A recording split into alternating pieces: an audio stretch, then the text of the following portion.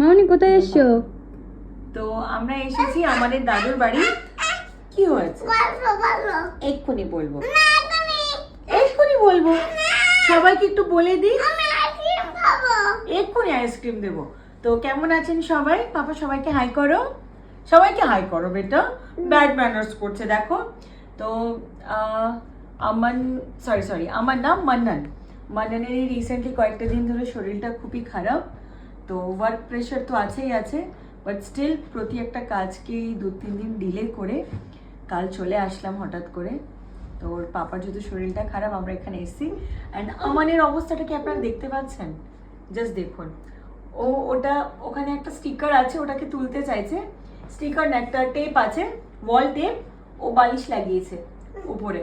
কতটা দুরন্ত, কতটা দুরন্ত। তো ওকে বোঝাচ্ছিলাম জাস্ট, এন্ড ওই টাইম একটা মুহূর্ত আপনাদের সাথে শেয়ার করলাম। খুব নটি হয়েছে। আর কাদের কাদের বাড়ি এরকম দুষ্টু বেবি আছে অবশ্যই কিন্তু কমেন্টসে জানাবেন। আর শ্বশুর বাড়ি ভাইবস সবসময় এসে একটা করে ক্লিপ শেয়ার করা হয়, তো ভাবলাম এবারটাও করে দিই। আমরা কাল এসছি, আই থিঙ্ক আর 2-1 দিন হোল্ড করা হবে। অনেক ওয়ার্কস আছে, প্রতি একটা কাজ পেন্ডিং পড়ে যাচ্ছে, গিয়ে আবার ফুল দমে কাজ করতে হবে।